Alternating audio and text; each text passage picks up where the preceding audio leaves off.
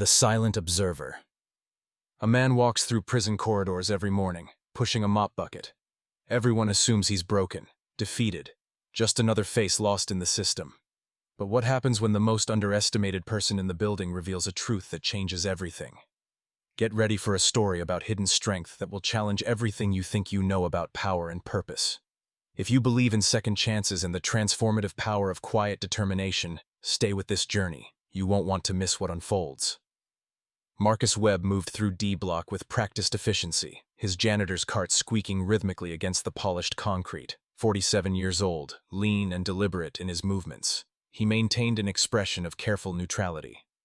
The inmates called him Ghost because he seemed to materialize silently, appearing in corridors without announcement. This morning, tensions simmered unusually high. Two rival factions had been circling each other for weeks, their conflict building toward inevitable violence.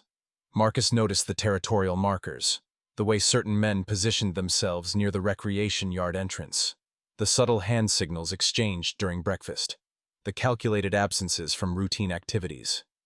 He paused at a corner where graffiti had appeared overnight, studying the crude symbols with more attention than a janitor should possess. His hands, calloused but steady, gripped the mop handle with unconscious precision. Something in his posture suggested discipline beyond civilian life, though he never discussed his past. "You see something interesting, old man?" The voice belonged to Dante Cruz, a 26-year-old enforcer whose reputation preceded him. Tattoos covered his neck and forearms, visual testimony to affiliations and achievements in underground hierarchies. Marcus turned slowly, meeting Dante's challenge with measured calm. "Just cleaning," he replied, his voice carrying neither fear nor aggression, a perfect middle ground that somehow felt more unsettling than either extreme. Dante stepped closer, invading personal space with practiced intimidation. "You always watching, always listening. What exactly are you doing in here, Ghost?" The question held weight beyond idle curiosity. In prison, everyone's story mattered. Background determined status, alliances, survival probability. Marcus's consistent silence about his reasons for accepting this position had spawned speculation ranging from the mundane to the fantastical. "Same thing you're doing," Marcus answered. "Serving time." "Janitors don't serve time. They work here." Dante's eyes narrowed. "Unless you're something else." Marcus held the gaze without blinking, that unsettling calm never wavering. Around them, other inmates paused their activities, sensing confrontation. The air thickened with anticipation. "Everyone serves something," Marcus said quietly. "The question isn't where you serve, it's whether you choose what you're serving." He resumed mopping, moving past Dante with neither haste nor hesitation. The younger man stood frozen, processing words that felt heavier than their simplicity suggested. Behind him, whispers began circulating through D Block, adding new layers to the mystery surrounding the silent janitor, who somehow commanded attention without demanding it. Echoes of authority. Have you ever watched someone command a room without raising their voice?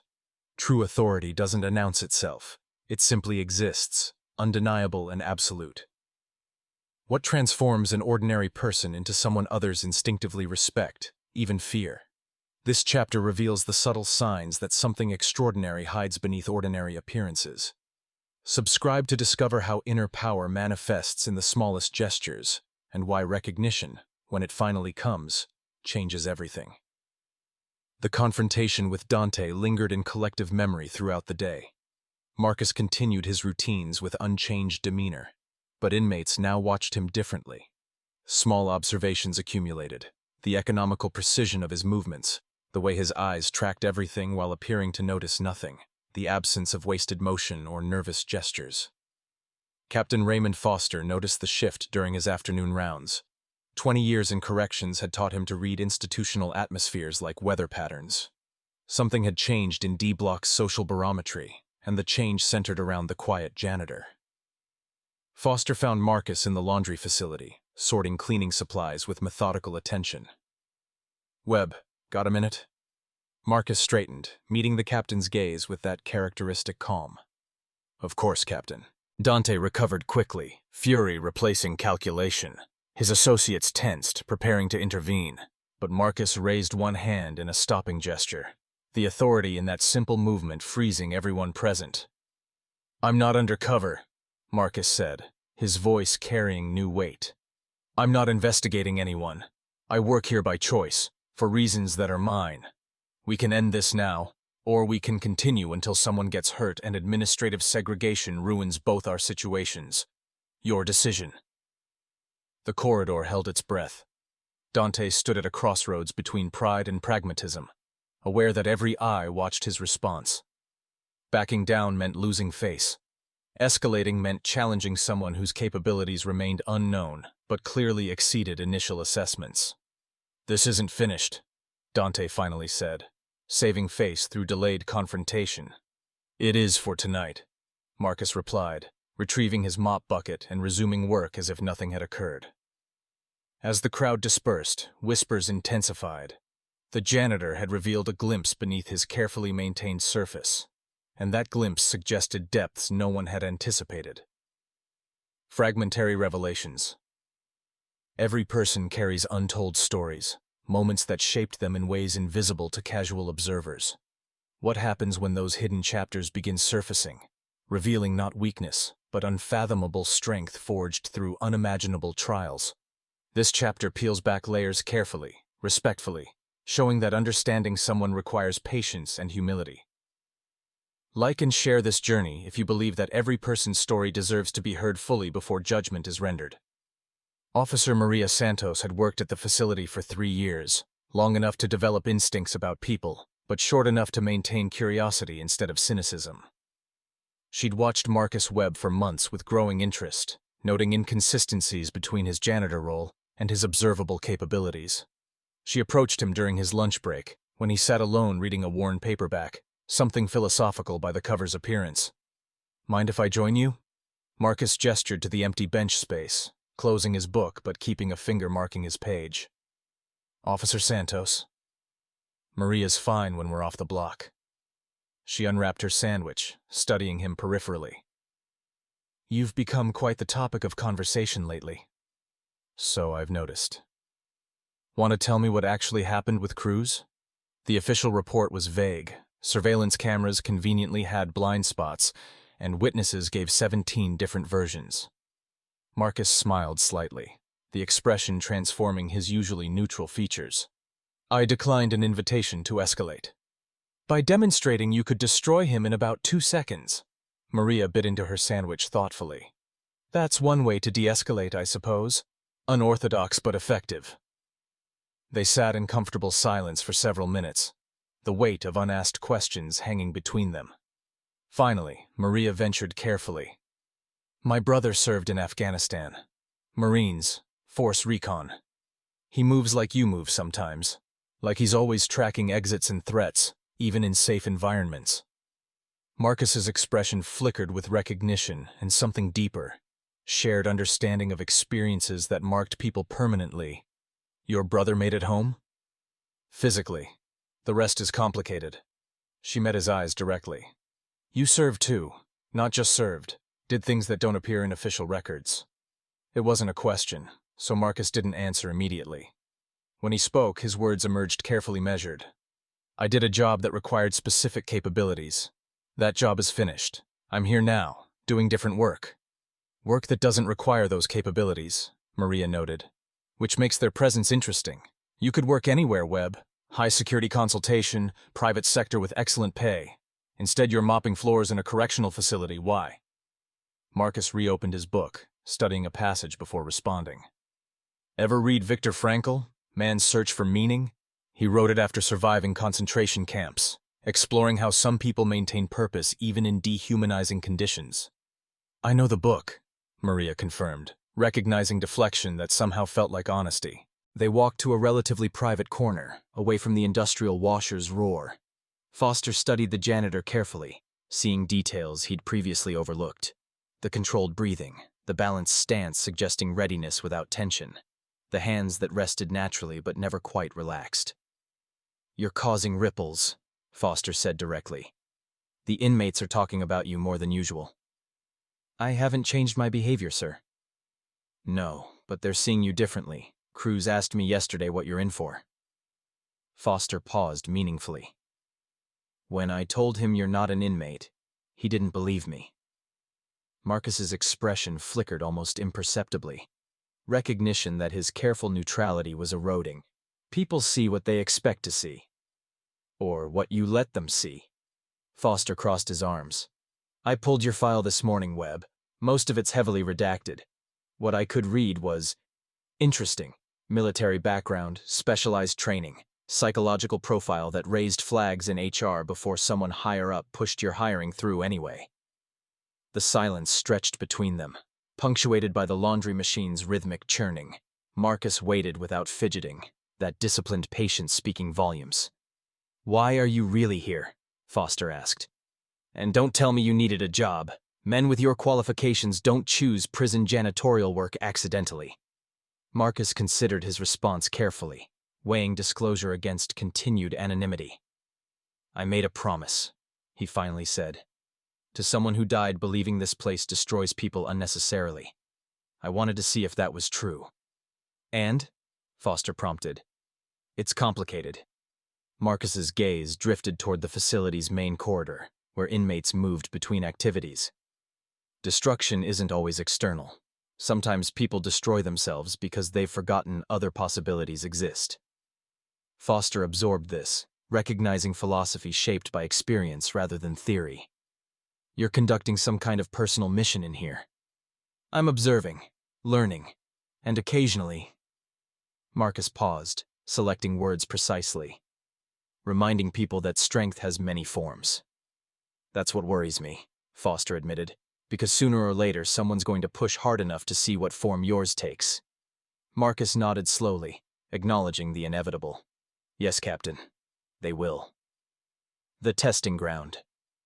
What drives a man to seek conflict with someone who's done nothing to provoke him?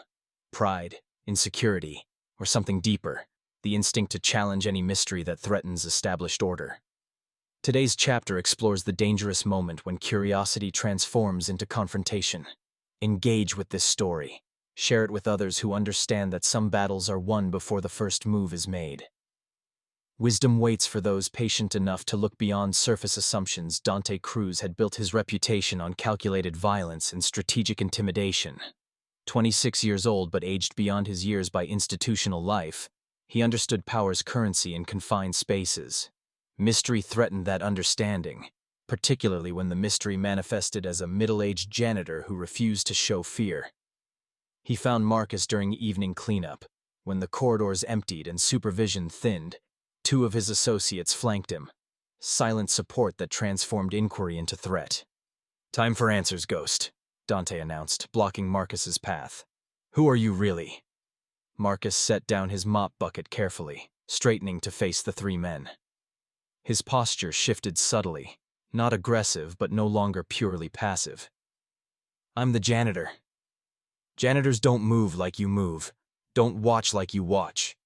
Dante stepped closer, testing boundaries. I've been inside 7 years, seen every type. You're not civilian scared, not criminal hard, you're something else.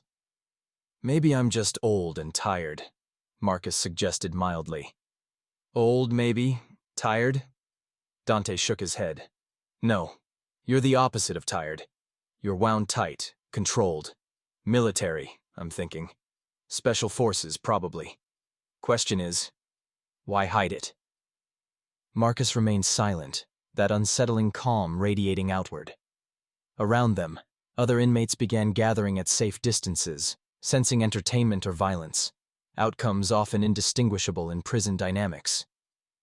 Here's what I think, Dante continued, warming to his theory. You're undercover. Some kind of investigation. Which means you're dangerous to people like me. Which means I need to establish where we stand. He moved suddenly, hands shooting toward Marcus's shoulder in a grab meant to initiate physical dominance. What happened next occurred too quickly for witnesses to follow precisely. Marcus's arm moved in a blur, intercepting and redirecting Dante's momentum in a fluid motion that sent the younger man stumbling sideways. He argued that meaning comes from 3 things: creating work or doing deeds, experiencing something or encountering someone, and choosing one's attitude toward unavoidable suffering. Marcus looked toward the facility's main blocks. This place is full of people who've lost their sense of meaning. Some committed terrible crimes, yes. But many are just lost. Convinced they're defined entirely by their worst moments. Understanding began dawning for Maria. You're trying to demonstrate something. About redemption? Second chances? About choice, Marcus corrected gently. About how people can change their relationship to their circumstances, even when they can't change the circumstances themselves.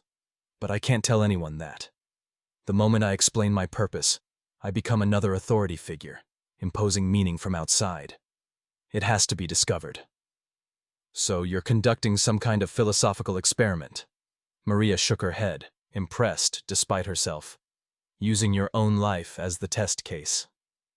Marcus's smile returned, sad but genuine. Something like that. The turning point. Crisis reveals character like nothing else can. When violence erupts, when chaos threatens, when every instinct screams for self-preservation, that's when true nature emerges. What does a man do when forced to choose between safety and principle? This chapter shows the moment everything changes, when hidden purpose can no longer remain hidden. Subscribe now to witness the transformation, to understand how one decision in one critical moment can reshape an entire environment's destiny. The incident began during afternoon recreation, that dangerous window when inmates mixed across different housing units and supervision stretched thin. Marcus was cleaning the corridor adjacent to the yard when he heard the commotion. Not the usual sounds of competitive sports, but something sharper, more ominous. Through the reinforced glass, he saw the situation developing. Two groups converging, weapons improvised from common items appearing in hands, guards scrambling to respond but positioned wrong, too far away. At the center stood a young inmate Marcus recognized. Thomas Rivera, 19 years old, swept up in a drug case but fundamentally non-violent. Now caught between rival factions, neither of which he belonged to. The kid was going to die. Marcus saw it with absolute clarity. The angles, the weapons, the murderous intent. Guards would reach the scene 30 seconds too late. Thomas would be down in 15, bleeding from multiple stab wounds. Another statistic in prison violence reports Marcus moved without conscious decision, training overriding careful anonymity. He dropped his cleaning equipment and strode toward the recreation yard entrance, ignoring the officer shouting at him to stop, to stay back. The door required a key card, but Marcus knew the system's vulnerabilities, had observed them for months. His hand struck the card reader in a specific location, causing a momentary glitch that released the magnetic lock. He entered the yard at a dead run, crossing the distance with speed that shocked witnesses. The first attacker barely registered Marcus's presence before finding himself disarmed and on the ground, weapon clattering away. The second swung a sharpened metal rod at Marcus's head, a killing blow if it connected. Marcus's arm moved in a practiced block and redirect that sent his attacker spinning off balance. "Stand down, all of you!" Marcus's voice carried command presence that decades of discipline had forged, the tone that stopped soldiers in combat zones, that communicated absolute authority through pure force of will. The yard froze. Inmates stared at the janitor, who moved like a highly trained operative, who'd disarmed two men in seconds, who now stood protectively over Thomas Rivera with a readiness suggesting far more violence available if required. Captain Foster reached the scene with backup officers, taking in the tableau with wide eyes. "Webb, what the hell?" "Medical for these two," Marcus interrupted, gesturing at the disarmed attackers. "Minor injuries, nothing serious. Rivera is unharmed. Situation contained." The formal military brevity of his report hung in the air, revealing training no janitor should possess. Guards moved to secure the scene while Marcus helped Thomas to his feet, checking him for injuries with clinical efficiency. "You saved my life," Thomas whispered, shock rendering him nearly incoherent. "You're okay. That's what matters." Marcus's voice gentled, the command presence fading back into his usual calm. But something had irrevocably changed.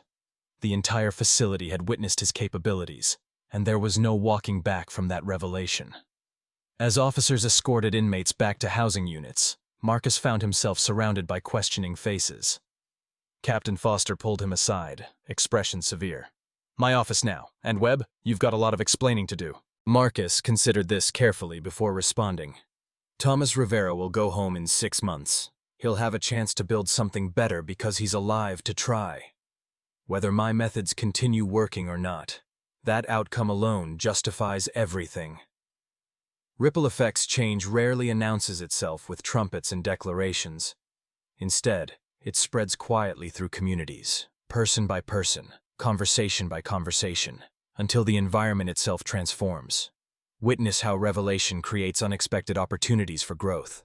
Engage with this chapter, reflect on how small actions compound into significant shifts, and consider sharing this message of incremental transformation with others, seeking to make meaningful differences in challenging environments.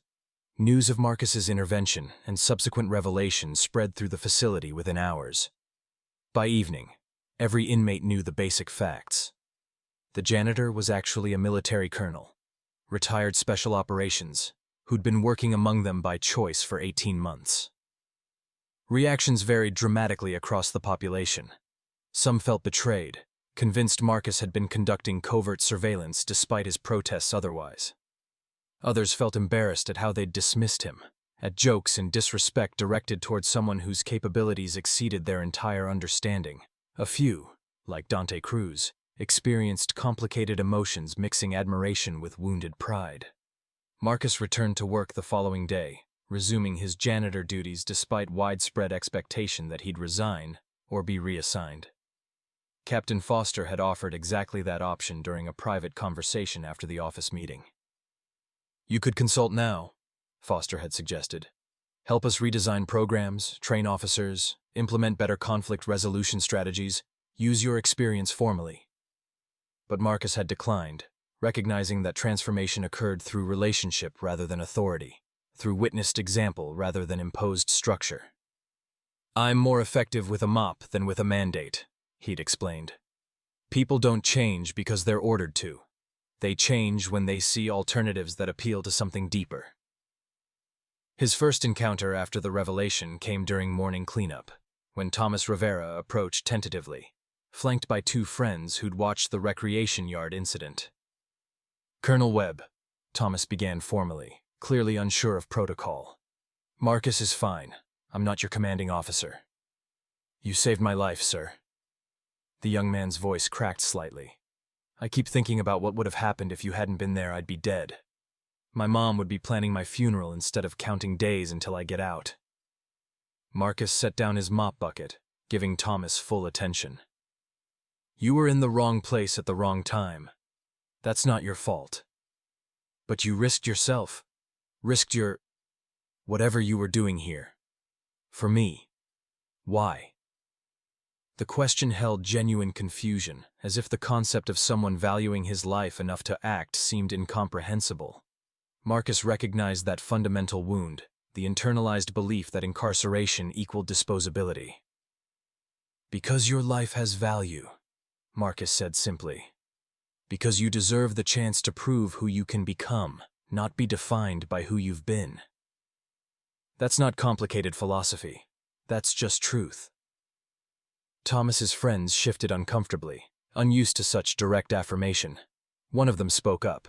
Carlos Mendez, mid-30s, serving time for aggravated assault. "People don't usually talk like that in here. Like we matter." "Then people aren't paying attention," Marcus replied. "Everyone matters. Everyone has potential for growth, for change, for contribution. The question is whether you believe that about yourselves." The conversation attracted other inmates. Curious about this transformed janitor who now spoke openly about purpose and value, Marcus found himself surrounded by men whose expressions ranged from skeptical to desperately hopeful. "You really think we can change?" someone asked from the back of the growing crowd. "Most of us have been told we're garbage our whole lives. System just confirms it."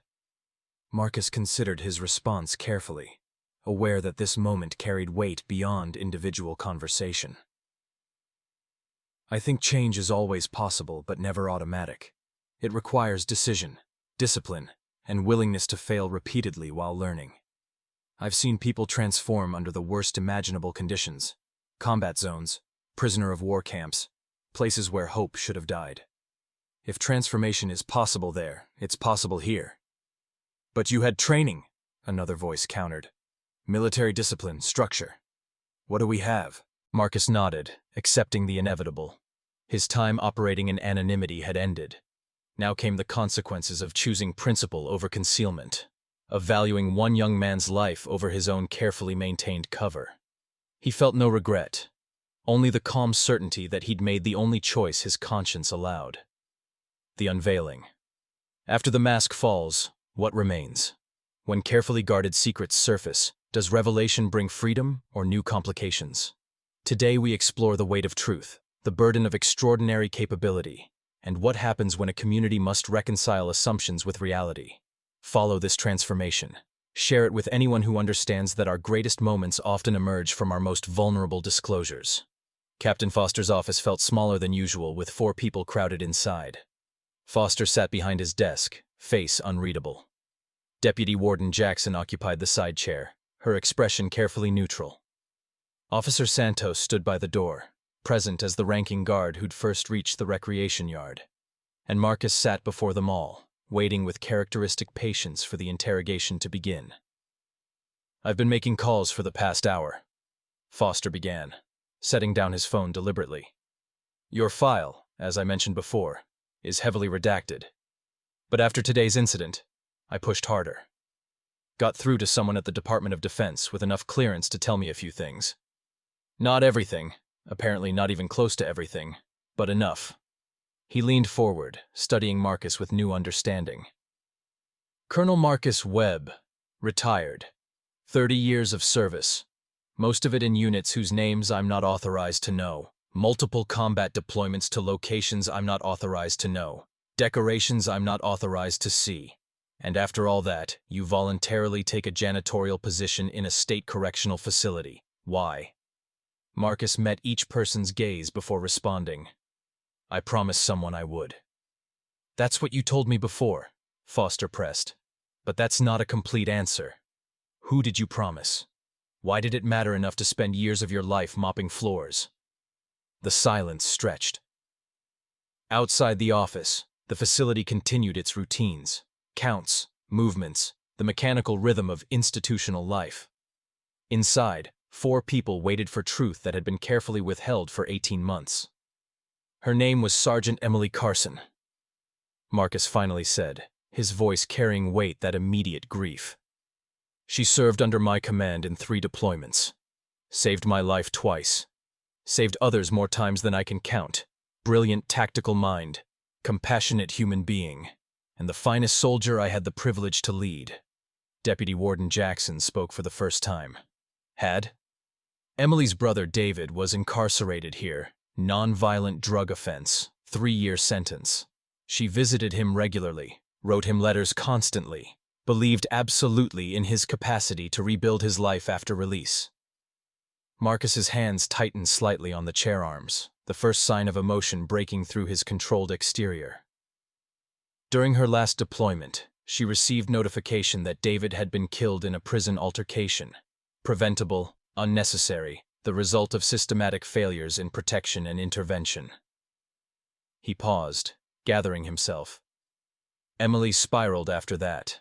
Felt guilty for not being stateside, for encouraging David to stay strong in an environment that destroyed him anyway. She took her own life 3 weeks after returning home. The office absorbed this revelation in silence, heavy with understanding. Foster exchanged glances with Jackson, both recognizing the shape of Marcus's mission now. "Before she died, she wrote me a letter," Marcus continued. "Asked whether prisons inevitably break people, or whether it's possible for them to be places of actual rehabilitation. Questioned whether anyone with the capability to make a difference cared enough to try. Said she hoped someone would prove her brother's death meant something, that it could prompt change." "So you came here," Santos said softly, "to see if change was possible. To see if one person, operating with intention and discipline, could influence outcomes. To test whether strategic application of presence and principle could reduce violence, encourage growth, demonstrate alternatives to hopelessness." Marcus met their eyes steadily. "I needed to be underestimated. Needed to observe without the limitations authority would impose. A colonel giving orders might get compliance. A janitor modeling different possibilities might inspire genuine transformation. Foster leaned back, processing this. And today you blew your cover to save Rivera. Yes. Was it worth it? Jackson asked. Your experiment is effectively over now. Everyone knows you're not who you pretended to be. You have the same thing anyone has. Choice. The ability to decide moment by moment who you're going to be. Marcus gestured at the facility around them. This place doesn't make that easy. But difficult isn't impossible. And you're not alone in trying. That's what community means. The crowd lingered, processing these ideas against years of contrary messaging. Marcus resumed his cleaning, allowing them space to think without pressure. He understood that transformation began with possibility, the recognition that change might be achievable, but required sustained commitment to become reality. The challenge of leadership. True leadership emerges not from titles or positions, but from authentic commitment to others' growth. How does one guide without controlling, inspire without manipulating, challenge without diminishing? This chapter explores the delicate balance between offering wisdom and respecting autonomy. Share this with anyone struggling to lead effectively, anyone who understands that the best leadership often looks like service, that genuine authority manifests through humble example rather than imposed power. Dante Cruz avoided Marcus for 3 days following the revelation, wrestling with complicated emotions that defied simple resolution. Pride demanded he maintain distance from someone who'd made him look foolish. Pragmatism suggested seeking understanding from someone whose capabilities clearly exceeded his own. Underneath both impulses lurked something more vulnerable, curiosity about alternatives to the violent competence that defined his identity. He finally approached Marcus during evening cleanup, when the corridor was nearly empty and conversation could occur without audience. You humiliated me. Marcus paused his work, turning to face Dante fully. I stopped a confrontation. That's different. You made me look weak in front of everyone. Made me look like a fool who couldn't read a simple janitor. Dante's voice carried anger, struggling against something softer. Do you know what that does to my position here? I imagine it complicates things considerably. Marcus leaned against his mop handle, giving Dante complete attention. I apologize for that. Remaining anonymous was selfish. It protected my mission at your expense. The unexpected apology caught Dante off guard. You're apologizing? You're a colonel, I'm a gangbanger doing 15 for assault. Since when do people like you apologize to people like me? Since always, when I've caused harm unnecessarily. Marcus's tone carried no condescension, just straightforward acknowledgement. My goals don't excuse collateral damage to your situation. That wasn't my intention, but intention doesn't erase impact. Dante studied him warily, searching for manipulation or hidden motive. What are you really doing here, Colonel? And don't give me that observation bullshit. Nobody spends 18 months mopping floors just to observe. Marcus considered how much truth to share, aware that trust required vulnerability, but manipulation destroyed it. I'm trying to prove that environments like this can support growth instead of just managing containment. That someone operating with discipline and purpose can influence outcomes positively, even without formal authority. By pretending to be a janitor? By being a janitor who also happens to have certain training. The work is real, Dante. I clean because that's my job. But I'm also present, watching, learning, and occasionally modeling alternatives when opportunities arise. Dante absorbed this, his skepticism warring with grudging respect. And what? You think watching you mop floors is going to inspire people to transform their lives? That's naive as hell. Probably, Marcus agreed calmly. But I've seen stranger things happen. Sometimes the most unlikely catalyst triggers change because it bypasses defensive expectations. No one defends against a janitor. A long silence stretched between them, punctuated by distant voices echoing through the facility. Dante finally spoke, his voice lower, more honest. I've been running with gangs since I was 12. Violence is the only authority I understand, the only language people respect. You come in here talking about discipline and purpose like they're substitutes for strength. They're not. You're right, Marcus said, surprising him again. Discipline and purpose aren't substitutes for strength, they're expressions of it. Different expressions than violence, but no less powerful. Maybe more so, because they're sustainable. Violence burns out eventually. You know that, or you wouldn't be questioning it now. Dante's jaw tightened. I'm not questioning anything. I've seen people change under circumstances far more restrictive than this. Combat changes people, trauma changes people, but so does intentional decision-making over time. You're not fixed, Dante. None of us are. We're all works in progress, constantly being revised. The conversation ended shortly after, but something had shifted. Marcus watched Dante return to his textbook with renewed focus, recognizing the quiet heroism in that simple act, choosing growth over stagnation, possibility over resignation. Later that evening, Captain Foster found Marcus during final rounds. Whatever you're doing, it's working. Violence statistics are down significantly this month. Educational program enrollment is up. Even the officers are reporting better interactions. Marcus shook his head slightly. I'm not doing anything special. Just being present, being honest, and treating people like their potential matters more than their history. That's everything, Webb. That's the difference between warehousing and actual rehabilitation. The continuing mission. Every ending opens new beginnings. When one chapter closes, countless others wait to be written. Today we conclude this narrative while recognizing that transformation never truly ends. It simply evolves into new expressions, new challenges, new opportunities for growth. Subscribe to stay connected with stories celebrating human resilience and the quiet power of principled action. Share this final chapter with anyone who needs reminding. That meaningful change happens, person by person, choice by choice, day by patient day. 6 months after the recreation yard incident, Marcus stood in the same corridor where his journey had begun, mop in hand, surveying an environment that looked identical but felt fundamentally different. The facility hadn't transformed into a rehabilitation paradise. It remained a correctional institution, with all the inherent challenges and limitations. But something had shifted in the collective consciousness, a recognition that incarceration didn't necessitate dehumanization, that custody could coexist with care. Thomas Rivera was released the previous week, his exit marked by genuine celebration rather than institutional indifference. He'd secured admission to community college and maintained regular correspondence with Marcus, letters filled with cautious optimism about rebuilding his life. "I'm scared," he'd written in his last message. "But I'm trying. That's what you taught me. Trying matters more than succeeding immediately." Carlos Mendez had enrolled in vocational training, discovering unexpected aptitude for electrical work. Dante Cruz passed his GED with respectable scores and began mentoring younger inmates, using his influence to redirect rather than reinforce destructive patterns. Neither transformation was complete or guaranteed permanent, but both demonstrated possibility. Captain Foster approached during afternoon cleanup, expression unusually serious.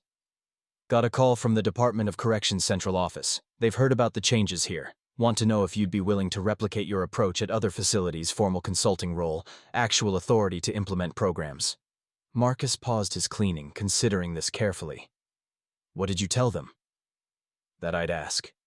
But between us, I hope you say no.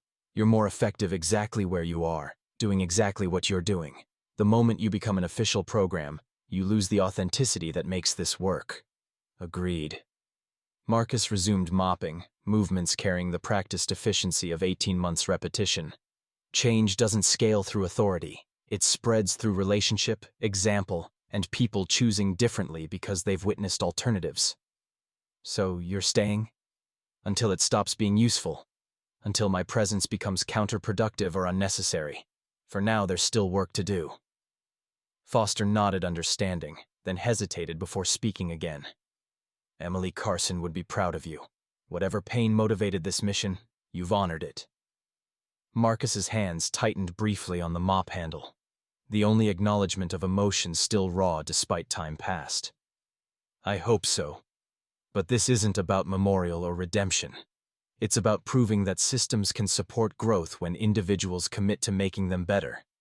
That even small actions matter when applied consistently with purpose." That evening, Marcus received an unexpected visitor. Dante Cruz appeared at the storage room where Marcus organized cleaning supplies. Expression uncertain, but determined. "Got my release date confirmed," Dante announced without preamble. 14 months from now, assuming no infractions. Been thinking about what happens after. Then why are you here talking to me instead of rallying your associates to reassert dominance? Marcus met his eyes steadily. You're smart, Dante. You see patterns other people miss. You've built influence through strategic thinking as much as intimidation. That intelligence is telling you something about limitations of violence-based power structures. Otherwise, this conversation wouldn't be happening. The accuracy of that assessment cut through Dante's defenses. Seeds of transformation change begins invisibly, germinating beneath surfaces before emerging into visibility. How do individuals shift from destructive patterns toward constructive purpose? What internal revolutions precede external transformation? Today's chapter honors the courage required to choose differently, to risk vulnerability in service of growth. Like this journey, and consider how your own transformations began, how small decisions compounded into significant life changes. Share your reflections. Collective wisdom strengthens everyone's path forward.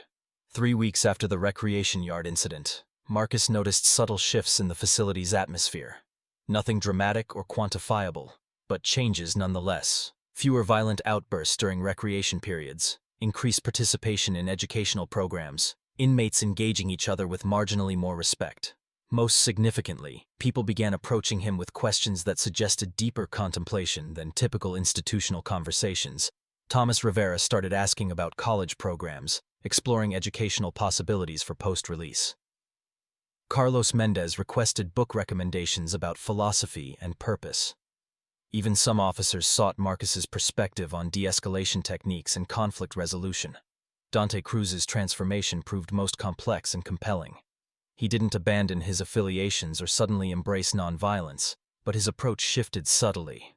Marcus observed him redirecting younger inmates away from confrontations, using influence to prevent violence rather than orchestrate it. The change was strategic rather than idealistic. Dante had recognized that sustainable power required more than intimidation. One evening, Marcus found Dante in the library, an unusual location for someone whose reputation centered on physicality rather than intellectualism. The younger man was reading intently, textbook spread before him on the scarred table. "GED preparation?" Marcus asked, approaching after confirming Dante's receptiveness to conversation.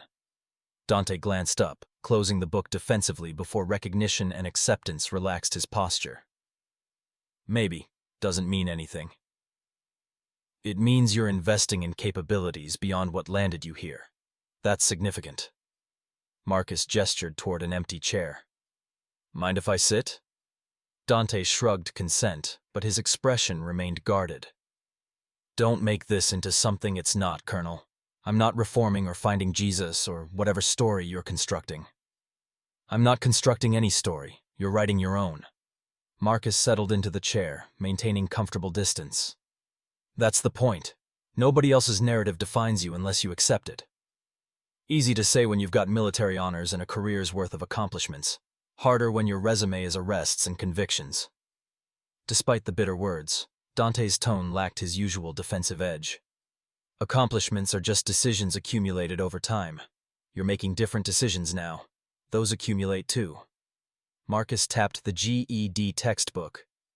"This decision, for instance, studying when you could be maintaining reputation through other means, that's character development in real time." Dante stared at the textbook for a long moment, something vulnerable crossing his features before defensive hardness reasserted itself. "My kid's sister writes me letters. She's 14, smart as hell, wants to be an engineer. Last letter, she asked if I was proud of what I am, not what I've done. What I am, I couldn't answer her, Colonel. Couldn't tell my little sister I'm proud to be exactly what the world says I am." Marcus absorbed this confession, recognizing the pain beneath Dante's careful toughness. "What do you want to be?" "I don't know. Something she could be proud of, maybe. Something more than the stereotype." Dante's voice dropped lower, barely audible. "But I've been this person for so long, it's all I know how to be." "That's not true. You know multiple ways of being. You've demonstrated strategic thinking, leadership, ability to read complex social situations and adapt accordingly. Those are transferable skills. The question isn't whether you have capabilities, it's which direction you choose to apply them. Dante met Marcus's gaze directly, searching for judgment or pity and finding neither. You really believe that? That someone like me could be something different? And? Marcus prompted, setting aside a bottle of disinfectant. My sister wants me to live with her family until I'm stable. Help with her kids, be the uncle who's actually present instead of locked up. I'm scared I'll disappoint her. Scared I'll fall back into old patterns because they're easier. Marcus faced him directly, offering the full attention and respect that had become characteristic of their interactions. Fear of failure is healthy. It means you care about outcomes. But it can't be paralyzing. You've demonstrated capacity for change here. That doesn't evaporate once you walk through the gates. But I'll lose the structure, lose the accountability of this place. Dante gestured at the facility around them. Out there, nobody's watching. Nobody cares if I succeed or fail except my family. That's not nothing. Dante family caring is significant. But more importantly, you'll be watching yourself. You've developed internal discipline over these months. That persists regardless of external circumstances. They stood in contemplative silence, two men from vastly different backgrounds united by shared understanding of transformation's difficulty. Finally, Dante extended his hand. Thank you, Colonel, for seeing something in me worth developing, for not giving up when I was being deliberately difficult. Marcus clasped his hand firmly. You did the work. I just provided a different mirror than the ones you'd been looking into previously. Everything that's changed? That's yours. Own it. As Dante departed, Marcus returned to his organizational tasks, reflecting on the 18 months that had passed since he'd entered this facility as an anonymous janitor. Emily Carson's death had driven him here, seeking purpose in grief, hoping to prove that her brother's death hadn't been meaningless. He'd found something larger, confirmation that human potential persisted even in designed adversity, that intentional presence mattered, that small, consistent actions accumulated into significant change. Tomorrow he would return to mopping floors, cleaning corridors, maintaining the humble visibility that made his presence unthreatening yet meaningful. He would continue being simultaneously ordinary and extraordinary, demonstrating through lived example that strength manifested in service, that authority derived from authenticity, that transformation began with treating every person as worthy of dignity and possibility. The janitor's work was never finished, neither was his mission. Both continued, day by patient day, person by person, choice by choice. Quiet revolution disguised as routine maintenance, changing hearts while cleaning floors.